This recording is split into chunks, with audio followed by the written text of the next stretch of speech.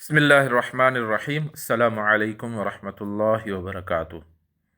سیرت نبوی صلی اللہ علیہ وآلہ وسلم میں آڈیو سیریز میں کتاب الرحیق المختوم پڑھ رہے ہیں، سن رہے ہیں، حصہ نمبر 27 شروع کرتے ہیں۔ بنو قینقاع کی عہد شکنی۔ جب یہود نے دیکھا کہ اللہ تعالیٰ نے میدان بدر میں مسلمانوں کو زبردست مدد فرما کر انہیں عزت اور شوکت سے سرفراز فرمایا ہے اور ان کا رعب اور دبدبہ دور اور نزدیک ہر جگہ رہنے والوں کے دلوں پر بیٹھ گیا ہے، تو ان کی عداوت اور حسد کی ہانڈی پھٹ پڑی۔ انہوں نے کھلم کھلا شر اور عداوت کا مظاہرہ کیا اور علی اعلان بغاوت اور ایذا رسانی پر اتر آئے۔ ان میں سب سے زیادہ کینہ توز اور سب سے بڑھ کر شریر کعب بن اشرف تھا، جس کا ذکر آگے آ رہا ہے۔ اسی طرح تینوں یہودی قبائل میں سب سے زیادہ بدماش بنو قینقاع کا قبیلہ تھا۔ یہ لوگ مدینے ہی کے اندر رہتے تھے اور ان کا محلہ انہی کے نام سے موسوم تھا۔ یہ لوگ پیشے کے لحاظ سے سونار، لوہار اور برتن ساز تھے۔ ان پیشوں کے سبب ان کے ہر آدمی کے پاس وافر مقدار میں سامان جنگ موجود تھا۔ ان کے مردان جنگی کی تعداد 700 تھی اور وہ مدینے کے سب سے بہادر یہودی تھے۔ انہوں نے ہی سب سے پہلے عہد شکنی کی۔ تفصیل یہ ہے، جب اللہ تعالیٰ نے میدان بدر میں مسلمانوں کو فتح سے ہمکنار کیا تو ان کی سرکشی میں شدت آ گئی۔ انہوں نے اپنی شرارتوں، خباثتوں اور لڑانے بڑھانے کی حرکتوں میں وسعت اختیار کر لی اور خلف شار پیدا کرنا شروع کر دیا۔ چنانچہ جو مسلمان ان کی بازار میں جاتا اس سے وہ مذاق اور استہزاء کرتے اور اسے اذیت پہنچاتے، حتیٰ کہ مسلمان عورتوں سے بھی چھیڑ چھاڑ شروع کر دی۔ اس طرح جب صورتحال زیادہ سنگین ہو گئی اور ان کی سرکشی خاصی بڑھ گئی تو رسول اللہ صلی اللہ علیہ وآلہ وسلم نے انہیں جمع فرما کر واعظ اور نصیحت کی اور رشد اور ہدایت کی دعوت دیتے ہوئے ظلم اور بغاوت کے انجام سے ڈرایا، لیکن اس سے ان کی بدمعاشی اور غرور میں کچھ اور ہی اضافہ ہو گیا۔ چنانچہ امام ابو داؤد رحمۃ اللہ وغیرہ نے حضرت ابن عباس رضی اللہ تعالیٰ عنہ سے روایت کی ہے کہ جب رسول اللہ صلی اللہ علیہ وآلہ وسلم نے قریش کو بدر کے دن شکست دے دی اور آپ مدینہ تشریف لائے تو بنو قینقاع کے بازار میں یہود کو جمع کیا اور فرمایا، اے جماعت یہود، اس سے پہلے اسلام قبول کر لو کہ تم پر بھی ویسی ہی مار پڑے جیسی قریش پر پڑ چکی ہے۔ انہوں نے کہا، اے محمد، تمہیں اس بنا پر خود فریبی میں مبتلا نہیں ہونا چاہیے کہ تمہاری مد بھیڑ قریش کے اناڑی اور ناآشنائے جنگ لوگوں سے ہوئی اور تم نے انہیں مار لیا۔ اگر تمہاری لڑائی ہم سے ہو گئی تو تمہیں پتہ چل جائے گا کہ ہم مرد ہیں اور ہمارے جیسے لوگوں سے تمہیں پالا نہ پڑا تھا۔ اس کے جواب میں اللہ تعالیٰ نے یہ آیت نازل فرمائی کہ قُل لِّلَّذِينَ كَفَرُوا سَتُغْلَبُونَ وَتُحْشَرُونَ إِلَىٰ جَهَنَّمَ وَبِئْسَ الْمِهَادُ قَدْ كَانَ لَكُمْ آيَةٌ فِي فِئَتَيْنِ الْتَقَتَا فِئَةٌ تُقَاتِلُ فِي سَبِيلِ اللَّهِ وَأُخْرَىٰ كَافِرَةٌ يَرَوْنَهُم مِّثْلَيْهِمْ رَأْيَ الْعَيْنِ وَاللَّهُ يُؤَيِّدُ بِنَصْرِهِ مَن يَشَاءُ إِنَّ فِي ذَلِكَ لَعِبْرَةً لِّأُولِي الْأَبْصَارِ۔ ان کافروں سے کہہ دو کہ عنقریب مغلوب کیے جاؤ اور جہنم کی طرف ہانکے جاؤ گے، اور وہ برا ٹھکانہ ہے۔ جن دو گروہوں میں ٹکر ہوئی ان میں تمہارے لیے نشانی ہے۔ ایک گروہ اللہ کی راہ میں لڑ رہا تھا اور دوسرا کافر تھا۔ یہ ان کو آنکھوں دیکھنے میں اپنے سے دو گنا دیکھ رہے تھے، اور اللہ اپنی مدد کے ذریعے جس کی تائید چاہتا ہے کرتا ہے۔ اس کے اندر یقیناً نظر والوں کے لیے عبرت ہے۔ بہرحال بنو قینقاع نے جو جواب دیا تھا اس کا مطلب صاف صاف اعلان جنگ تھا، لیکن نبی صلی اللہ علیہ وآلہ وسلم نے اپنا غصہ پی لیا اور صبر کیا۔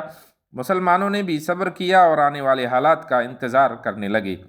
ادھر اس نصیحت کے بعد یہود بنو قینقاع کی جرت دندانہ اور بڑھ گئی۔ چنانچہ تھوڑے ہی دن گزرے تھے کہ انہوں نے مدینے میں بلوہ اور ہنگامہ بپا کر دیا، جس کے نتیجے میں انہوں نے اپنے ہی ہاتھوں اپنی قبر کھود لی اور اپنے اوپر زندگی کی راہ بند کر لی۔ ابن ہشام نے ابو عون سے روایت کی ہے کہ ایک عرب عورت بنو قینقاع کے بازار میں کچھ سامان لے کر آئی اور بیچ کر کسی ضرورت کے لیے ایک سونار کے پاس جو یہودی تھا بیٹھ گئی۔ یہودی نے اس کا چہرہ کھلوانا چاہا مگر اس نے انکار کر دیا۔ اس پر اس سونار نے چپکے سے اس کے کپڑے کا نچلا کنارہ پچھلی طرف باندھ دیا اور اسے خبر نہ ہوئی۔ جب وہ اٹھی تو اس سے بے پردہ ہو گئی۔ تو یہودیوں نے کہہ کیا لگایا۔ اس پر اس عورت نے چیخ اور پکار مچائی، جسے سن کر ایک مسلمان نے اس سنار پر حملہ کیا اور اسے مار ڈالا۔ جواباً یہودیوں نے اس مسلمان پر حملہ کر کے اسے مار ڈالا۔ اس کے بعد مقتول مسلمانوں کے گھر والوں نے شور مچایا اور یہود کے خلاف مسلمانوں سے فریاد کی۔ نتیجہ یہ ہوا کہ مسلمان اور بنو قینقاع کے یہودیوں میں بلوا ہو گیا۔ محاصرہ، سپردگی اور جلا وطنی۔ اس واقعے کے بعد رسول اللہ صلی اللہ علیہ وآلہ وسلم کے صبر کا پیمانہ لبریز ہو گیا۔ آپ صلی اللہ علیہ وآلہ وسلم نے مدینے کا انتظام ابو لبابہ بن عبد المنذر کو سونپا اور خود حضرت حمزہ بن عبد المطلب کے ہاتھ میں مسلمانوں کا فریرہ دے کر اللہ کے لشکر کے ہمراہ بنو قینقاع کا رخ کیا۔ انہوں نے آپ صلی اللہ علیہ وآلہ وسلم کو دیکھا تو گڑھیوں میں قلعے بند ہو گئے۔ آپ صلی اللہ علیہ وآلہ وسلم نے ان کا سختی سے محاصرہ کیا۔ یہ جمعہ کا دن تھا اور شوال 2 ہجری کی 15 تاریخ تھی۔ 15 روز تک یعنی ہلال ذوالقعد کے نمودار ہونے تک محاصرہ جاری رہا۔ پھر اللہ تعالیٰ نے ان کے دلوں میں رعب ڈال دیا، جس کی سنت ہی یہ ہے کہ جب وہ کسی قوم کو شکست اور ہزیمت سے دو چار کرنا چاہتا ہے تو ان کے دلوں میں رعب ڈال دیتا ہے۔ چنانچہ بنو قینقاع نے اس شرط پر ہتھیار ڈال دیے کہ رسول اللہ صلی اللہ علیہ وآلہ وسلم ان کی جان اور مال، آر اور اولاد اور عورتوں کے بارے میں جو فیصلہ کریں گے انہیں منظور ہوگا۔ اس کے بعد آپ صلی اللہ علیہ وآلہ وسلم کے حکم سے ان سب کو باندھ لیا گیا۔ لیکن یہی موقع تھا جب عبداللہ ابن ابی نے اپنا منافقانہ کردار ادا کیا۔ اس نے رسول اللہ صلی اللہ علیہ وآلہ وسلم سے سخت اصرار اور الحاح کیا کہ آپ صلی اللہ علیہ وآلہ وسلم ان کے بارے میں معافی کا حکم صادر فرمائیں۔ اس نے کہا، اے محمد، میرے معاہدین کے بارے میں احسان کیجیے۔ واضح رہے کہ بنو قینقاع خزرج کے خلیب تھے، لیکن رسول اللہ صلی اللہ علیہ وآلہ وسلم نے تاخیر پر کی۔ اس نے اپنی بات پھر دہرائی، مگر اب کی بار آپ صلی اللہ علیہ وآلہ وسلم نے اس سے اپنا رخ پھیر لیا۔ لیکن اس شخص نے آپ صلی اللہ علیہ وآلہ وسلم کے گریبان میں اپنا ہاتھ ڈال دیا۔ آپ نے فرمایا، مجھے چھوڑ دو، اور ایسے غضبناک ہوئے کہ لوگوں نے غصے کی پرچھائیاں آپ کے چہرے پر دیکھیں۔ پھر آپ نے فرمایا، تجھ پر افسوس، مجھے چھوڑ۔ لیکن یہ منافق اپنے اصرار پر قائم رہا اور بولا، نہیں، بخدا میں آپ کو نہیں چھوڑوں گا یہاں تک کہ آپ میرے معاہدین کے بارے میں احسان فرما دیں۔ 400 کھلے جسم کے جوان اور 300 زرہ پوش جنہوں نے مجھے سرخ اور سیاہ سے بچایا تھا، آپ انہیں ایک ہی صبح میں کاٹ کے رکھ دیں گے۔ واللہ میں زمانے کی گردشوں کا خطرہ محسوس کر رہا ہوں۔ بالآخر رسول اللہ صلی اللہ علیہ وآلہ وسلم نے اس منافق کے ساتھ، جس کے اظہار اسلام پر ابھی کوئی 1 ہی مہینہ گزرا تھا، رعایت کا معاملہ کیا اور اس کی خاطر ان سب کی جان بخشی کر دی۔ البتہ انہیں حکم دیا کہ وہ مدینے سے نکل جائیں اور آپ صلی اللہ علیہ وآلہ وسلم کے پڑوس میں نہ رہیں۔ چنانچہ یہ سب ازراعات شام کی طرف چلے گئے اور تھوڑی ہی دنوں بعد وہاں اکثر کی موت واقع ہو گئی۔ رسول اللہ صلی اللہ علیہ وآلہ وسلم نے ان کے اموال ضبط کر لیے، جن میں سے 3 کمانیں، 2 زرہیں، 3 تلواریں اور 3 نیزے اپنے لیے منتخب فرمائے اور مال غنیمت میں سے خمس بھی نکالا۔ غنائم جمع کرنے کا کام محمد بن مسلمہ نے انجام دیا۔ غزوہ سویق۔ ایک طرف صفوان بن امیہ، یہود اور منافقین اپنی اپنی سازشوں میں مصروف تھے، تو دوسری طرف ابو سفیان بھی کوئی ایسی کارروائی انجام دینے کے ادھیڑ بن میں تھا جس کے بارے میں کم سے کم پڑھے لیکن اثر نمایاں ہو، اور وہ ایسی کارروائیاں جلد از جلد اپنے انجام دے کر اپنی قوم کی آبرو کی حفاظت اور ان کی قوت کا اظہار کرنا چاہتا تھا۔ اس نے نظر مان رکھی تھی کہ جنابت کے سبب اس کے سر کو پانی نہ چھو سکے گا یہاں تک کہ محمد صلی اللہ علیہ وسلم سے لڑائی کر لے۔ چنانچہ وہ اپنی قسم پوری کرنے کے لیے 200 سواروں کو لے کر روانہ ہوا اور وادی قنات کے سرے پر واقع نیب نامی ایک پہاڑی کے دامن میں خیمہ زن ہوا۔ مدینے سے اس کا فاصلہ کوئی 12 میل ہے، لیکن چونکہ ابو سفیان کو مدینے پر کھلم کھلا حملے کی ہمت نہ ہوئی، اس لیے اس نے ایک ایسی کارروائی انجام دی جسے ڈاکہ زنی سے ملتی جلتی کارروائی کہا جا سکتا ہے۔ اس کی تفصیل یہ ہے کہ وہ رات کی تاریکی میں اطراف مدینہ کے اندر داخل ہوا اور حیہ بن اخطب کے پاس جا کر اس کا دروازہ کھلوایا۔ حیہ نے انجام کے خوف سے انکار کر دیا۔ ابو سفیان پلٹ کر بنو نذیر کے ایک دوسرے سردار سلام بن مشکم کے پاس پہنچا، جو بنو نذیر کا خزانچی بھی تھا۔ ابو سفیان نے اندر آنے کی اجازت چاہی، اس نے اجازت بھی دی اور مہمان نوازی بھی کی، خوراک کے علاوہ شراب بھی پلائی اور لوگوں کے پس پردہ حالات سے بھی آگاہ کیا۔ رات کے پچھلے پہر ابو سفیان وہاں سے نکل کر اپنے ساتھیوں کے میں پہنچا اور ان کا ایک دستہ بھیج کر مدینہ کے اطراف میں عریض نامی ایک مقام پر حملہ کرا دیا۔ اس دستے نے وہاں کھجور کے کچھ درخت کاٹے اور جلائے اور ایک انصاری اور اس کے حلیف کو ان کے کھیت میں پا کر قتل کر دیا اور تیزی سے مکہ واپس بھاگ نکلا۔ رسول اللہ صلی اللہ علیہ وآلہ وسلم نے واردات کی خبر ملتے ہی تیز رفتاری سے ابو سفیان اور اس کے ساتھیوں کا تعاقب کیا، لیکن وہ اس سے بھی زیادہ تیز رفتار سے بھاگے۔ چنانچہ وہ لوگ تو دستیاب نہ ہوئے، لیکن انہوں نے بوجھ ہلکا کرنے کے لیے ستو، توشے اور بہت ساز و سامان پھینک دیا تھا جو مسلمانوں کے ہاتھ لگا۔ رسول اللہ صلی اللہ علیہ وآلہ وسلم نے کرخرۃ القدر تک تعاقب کر کے واپسی کی راہ لی۔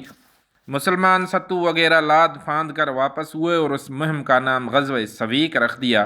سویق عربی زبان میں ستو کو کہتے ہیں۔ یہ غزوہ جنگ بدر کے صرف 2 ماہ بعد ذی الحج سن 2 ہجری میں پیش آیا۔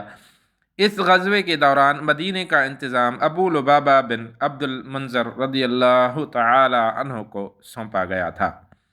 غزوہ ذی امر، معرکہ بدر واحد کے درمیانی عرصے میں رسول اللہ صلی اللہ علیہ وآلہ وسلم کے زیر قیادت یہ سب سے بڑی فوجی مہم تھی جو محرم سن 3 ہجری میں پیش آئی۔ اس کا سبب یہ تھا کہ مدینے کے ذرائع اطلاعات نے رسول اللہ صلی اللہ علیہ وآلہ وسلم کو یہ اطلاع فراہم کی کہ بنو ثعلبہ اور محارب کی بہت بڑی جمعیت مدینے پر چھاپا مارنے کے لیے اکٹھا ہو رہی ہے۔ یہ اطلاع ملتے ہی رسول اللہ صلی اللہ علیہ وآلہ وسلم نے مسلمانوں کو تیاری کا حکم دیا اور سوار اور پیادہ پر مشتمل 450 کی نفری لے کر روانہ ہوئے اور حضرت عثمان بن عفان رضی اللہ تعالی عنہ کو مدینے میں اپنا جانشین مقرر فرمایا۔ راستہ میں صحابہ نے بنو ثعلبہ کے جبار نامی ایک شخص کو گرفتار کر کے رسول اللہ صلی اللہ علیہ وآلہ وسلم کی خدمت میں حاضر کیا۔ آپ صلی اللہ علیہ وآلہ وسلم نے اسے اسلام کی دعوت دی۔ اس نے اسلام قبول کر لیا۔ اس کے بعد آپ نے اسے حضرت بلال کی رفاقت میں دے دیا اور اس نے راہ شناس کی حیثیت سے مسلمانوں کو دشمن کی سرزمین تک راستہ بتایا۔ ادھر دشمن کو جیش مدینہ کی آمد کی خبر ہوئی تو وہ گرد و پیش کی پہاڑیوں میں بکھر گئے، لیکن نبی صلی اللہ علیہ وآلہ وسلم نے پیش قدمی جاری رکھی اور لشکر کے ہمراہ اس مقام تک تشریف لے گئے جسے دشمن نے اپنی جمعیت کی فراہمی کے لیے منتخب کیا تھا۔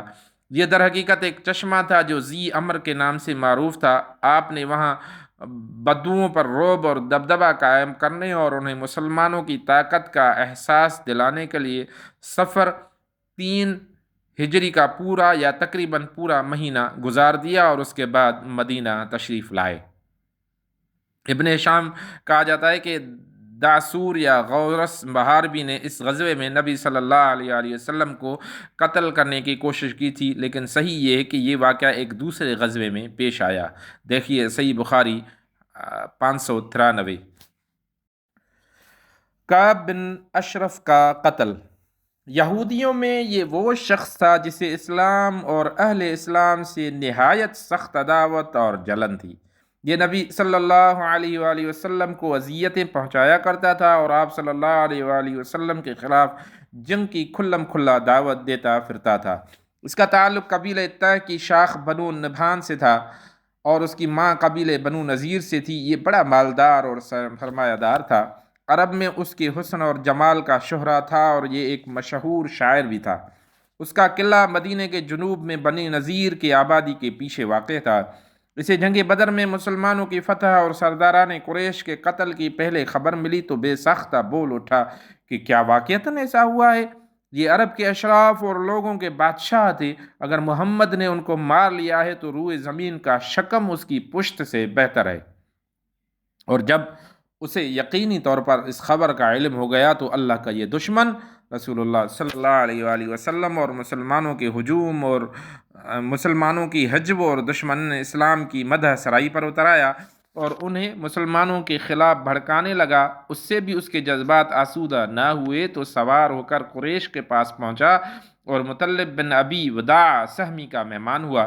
پھر مشرکین کی غیرت بھڑکانے، ان کی آتش انتقام تیز کرنے اور انہیں نبی کے خلاف آمادہ جنگ کرنے کے لیے یہ اشعار کہہ کہہ کر ان کے سرداران قریش کا نو اور ماتم شروع کر دیا، جنہیں میدان بدر میں قتل کیے جانے کے بعد کنویں میں پھینک دیا گیا تھا۔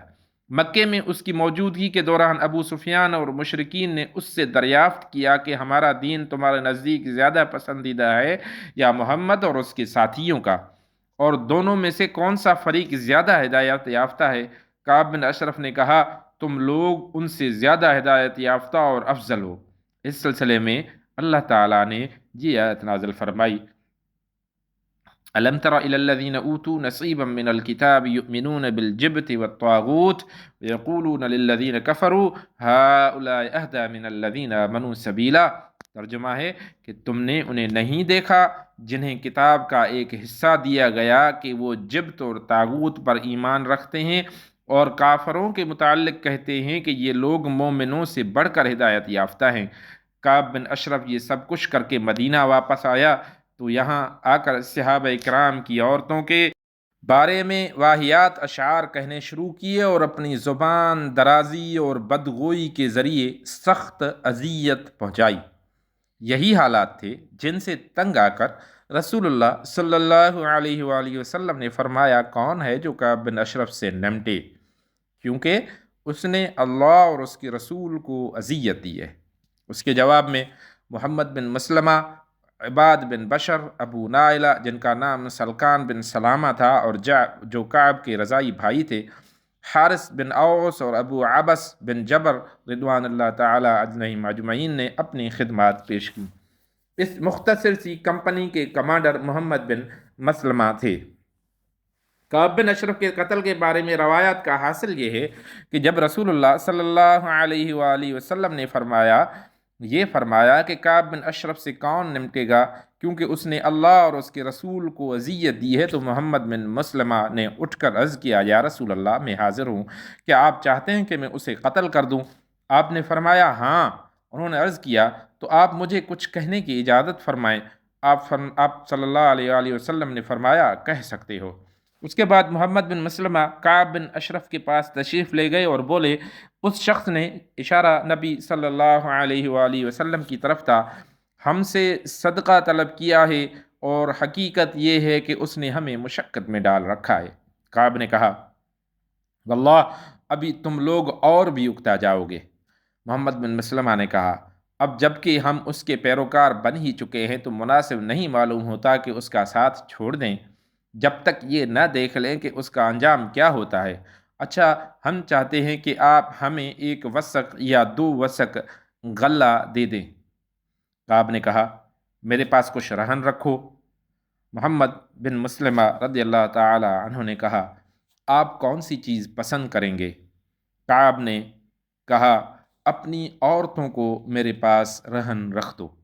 محمد بن مسلمہ رضی اللہ تعالی عنہ نے کہا، بھلا ہم اپنی عورتیں آپ کے پاس کیسے رہن رکھ دیں جبکہ آپ عرب کے سب سے خوبصورت انسان ہیں؟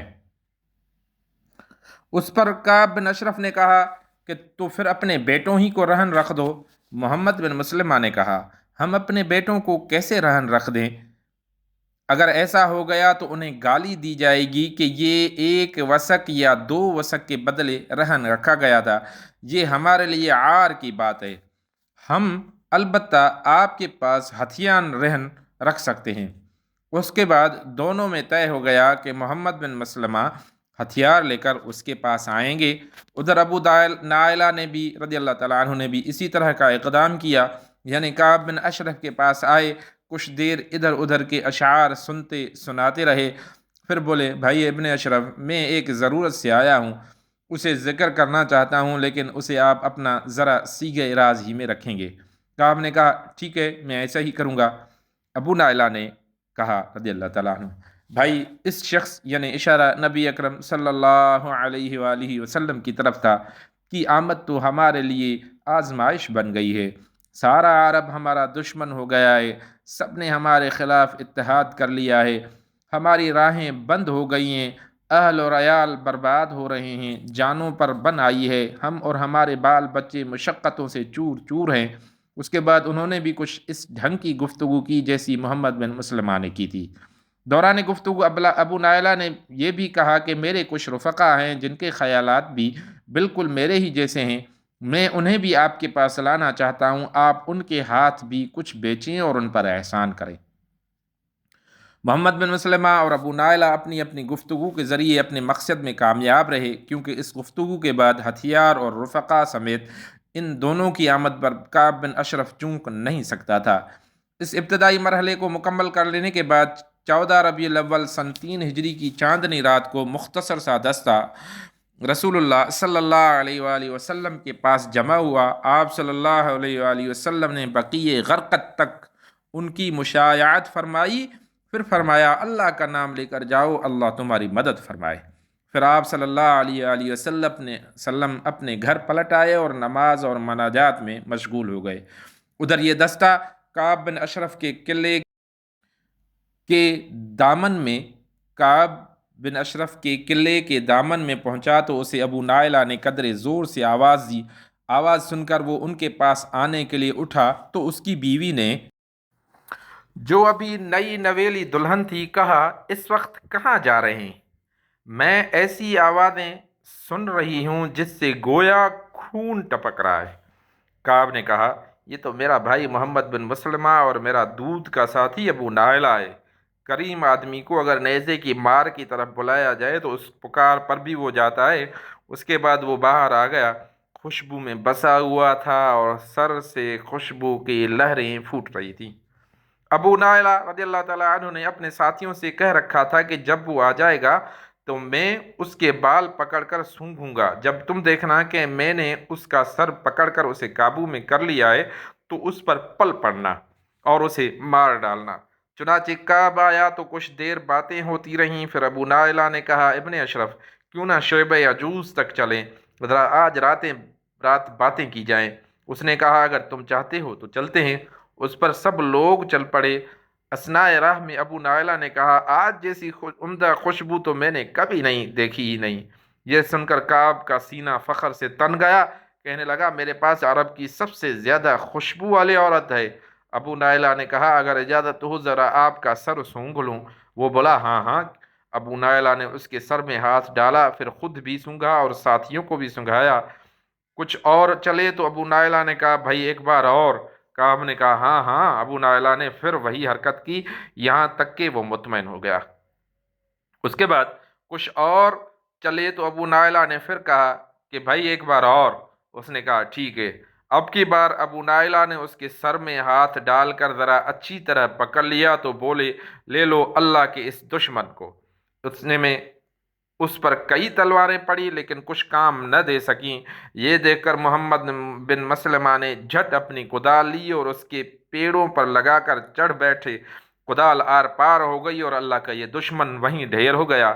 حملے کے دوران اس نے اتنی زبردست چیخ لگائی کہ گرد و پیش میں ہلچل مچ گئی تھی اور کوئی ایسا قلعہ باقی نہ بچا تھا جس پر آگ روشن نہ کی گئی ہو، لیکن ہوا کچھ بھی نہیں۔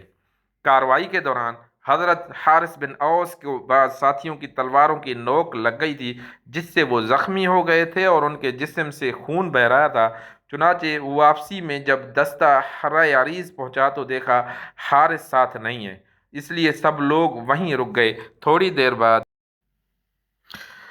حارث بھی ان کے نشانات قدم دیکھتے ہوئے پہنچے۔ وہاں سے لوگوں نے انہیں اٹھا لیا اور بقیع غرقد پہنچ کر اس زور کا نعرہ لگایا کہ رسول اللہ صلی اللہ علیہ وآلہ وسلم کو بھی سنائی پڑا۔ آپ صلی اللہ علیہ وآلہ وسلم سمجھ گئے کہ ان لوگوں نے اسے مار لیا ہے، چنانچہ آپ نے بھی اللہ اکبر کہا۔ پھر جب یہ لوگ آپ صلی اللہ علیہ وآلہ وسلم کی خدمت میں پہنچے تو آپ نے فرمایا افلحت الوجوہ، یہ چہرے کامیاب رہیں۔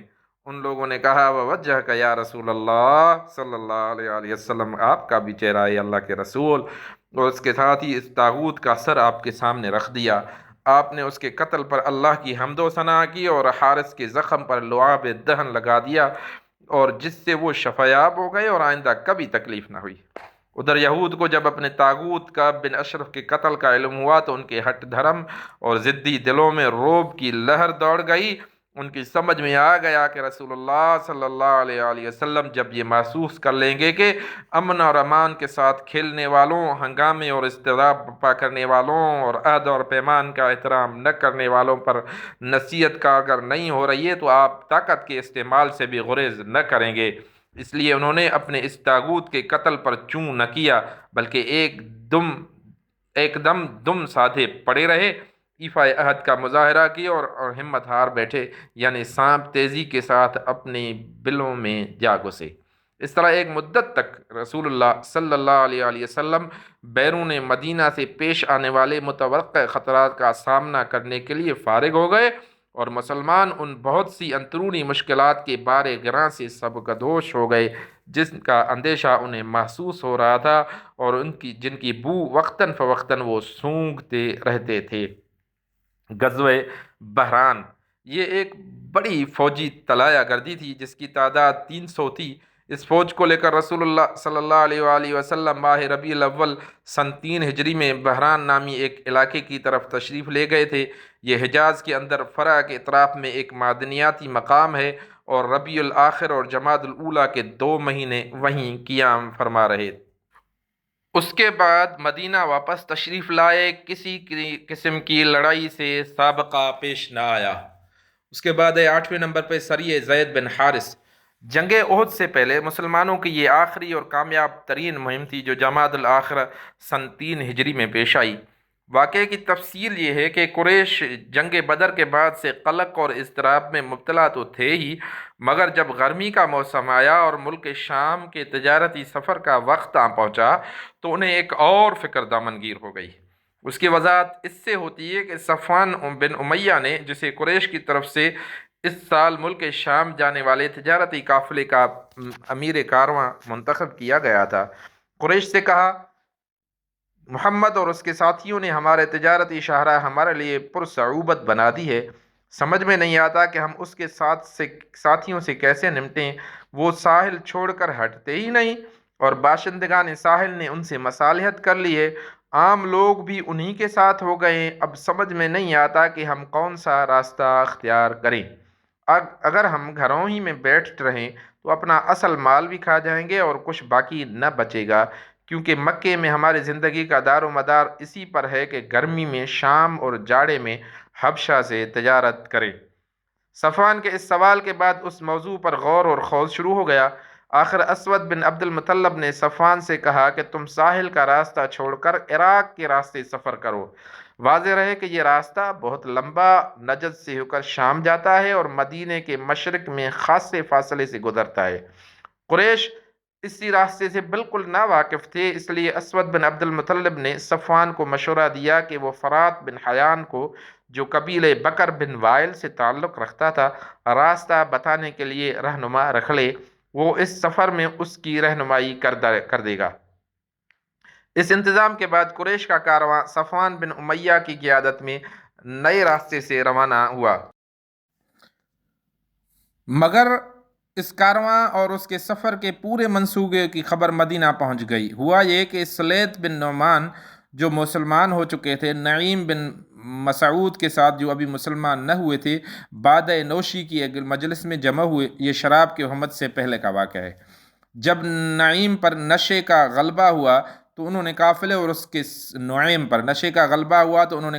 اس کے سفر کے پورے منصوبے کی تفصیل بیان کر ڈالی۔ سلیط پوری برق رفتاری کے ساتھ خدمت نبوی میں حاضر ہوئے اور ساری تفصیل کہہ سنائی۔ رسول اللہ صلی اللہ علیہ وآلہ وسلم نے فوراً حملے کی تیاری کی اور 100 سواروں کا ایک رسالہ حضرت زید بن حارثہ قلبی رضی اللہ تعالیٰ عنہ کی کمان میں دے کر روانہ کر دیا۔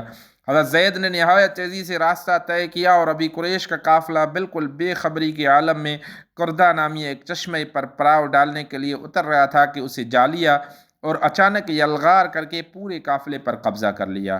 صفوان بن امیہ اور دیگر مخالفین کارواں کو بھاگنے کے سوا کوئی چارہ کار نظر نہ آیا۔ مسلمانوں نے قافلے کے رہنما فرات بن حیان کو، اور کہا جاتا ہے کہ مزید 2 آدمیوں کو گرفتار کر لیا۔ ظروف اور چاندنی کی بہت سی بڑی مقدار جو قافلے کے پاس تھی اور جس کا اندازہ 1,00,000 درہم تھا، بطور غنیمت ہاتھ آئی۔ رسول اللہ صلی اللہ علیہ وآلہ وسلم نے خمس نکال کر مال غنیمت رسالے کے افراد پر تقسیم کر دیا اور فرات بن حیان نے نبی صلی اللہ علیہ وآلہ وسلم کے دست مبارک پر اسلام قبول کر لیا۔ بدر کے بعد قریش کے لیے یہ سب سے علم انگیز واقعہ تھا، جس سے ان کے قلق اور اضطراب اور غم اور علم میں مزید اضافہ ہو گیا۔ اب ان کے سامنے دو ہی راستے تھے، یا تو اپنا کبر اور غرور چھوڑ کر مسلمانوں سے صلح کر لیں، یا بھرپور جنگ کر کے اپنی عزت رفتہ اور مجد گزشتہ کو واپس لائیں اور مسلمانوں کی قوت کو اس طرح توڑ دیں کہ وہ دوبارہ سر نہ اٹھا سکیں۔ قریش مکہ نے اسی دوسرے راستے کا انتخاب کیا۔ چنانچہ اس واقعے کے بعد قریش کا جوش انتقام کچھ اور بڑھ گیا اور اس نے مسلمانوں سے ٹکر لینے اور ان کے دیار میں گھس کر ان پر حملہ کرنے کے لیے بھرپور تیاری شروع کر دی۔